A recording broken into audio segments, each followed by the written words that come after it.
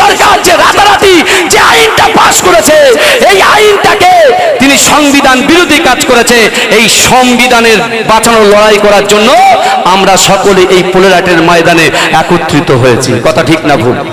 কিন্তু আমার ভাইরা, মোদি যতই লড়ুক, আমি আপনাদেরকে বলি ভালো করে শোনেন একটা জিনিস, ওয়াকাফ বিল মানব না, দখল করতে দেব না, মানি না, মানব না, ওয়াকাফ বিল মানব না।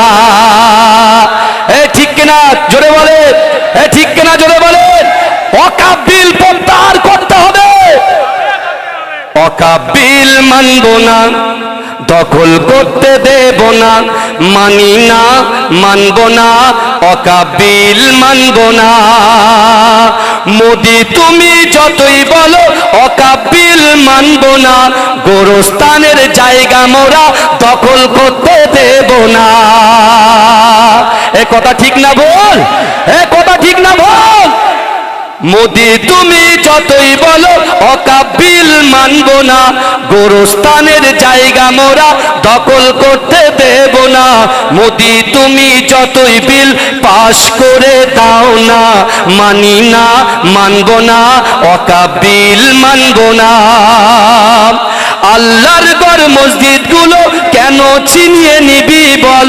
আল্লাহ তোদের ছাড়বে না তো, কেন হয় না তোদের ভয়?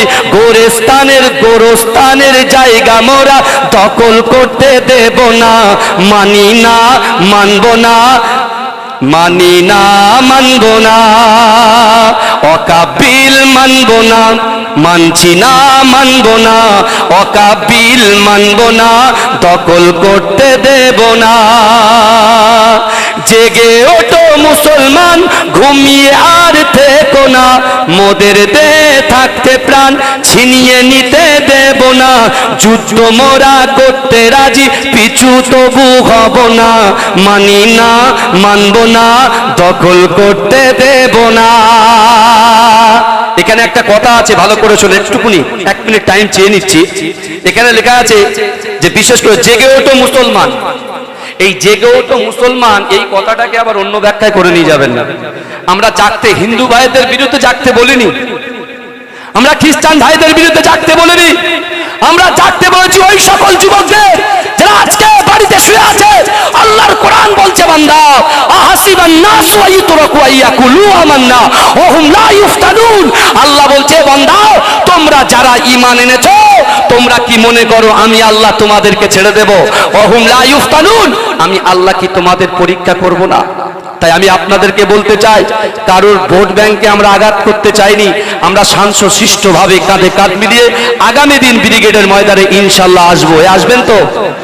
এই দেখেন, ব্রিগেড ময়দানে হয়তো এসছে যে আমরা চান্স নাও পেতে পারি, তাই বলে আমাদের কোনো কষ্ট নাই, কোনো বেদনা নাই। কারণ এই পরীক্ষা ইমানি পরীক্ষা, আল্লাহকে খুশি করার জন্য, কোনো ব্যক্তি কোনো মানুষকে খুশি করার জন্য আমরা যাচ্ছি না, একমাত্র আল্লাহকে খুশি করার জন্য আমরা যাচ্ছি ইনশাআল্লাহ।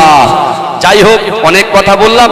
আল্লাহ উভয়কে, বিশেষ করে এই আন্দোলনটাকে আপনার 2020 মনে করলে হবে না, এটা টেস্ট করতে হবে। কারণ কি, ম্যারাথন দেশের ম্যারাথন করতে হবে, ম্যারাথন। এখন তো অনেক কিছু দেখছেন, সুপ্রিম কোর্ট থেকে এই অর্ডার আসছে, যতক্ষণ পর্যন্ত এই বিল প্রত্যাহার না করবে ততক্ষণ পর্যন্ত বাংলার আপা জনগণ, বিশেষ করে আপামর জনসাধারণ, যুবক ভাইরা, রাসূলুল্লাহর উম্মতিরা ইমানি দায়িত্ব হিসেবে আমরা গর্জে উঠবো ইনশাআল্লাহ।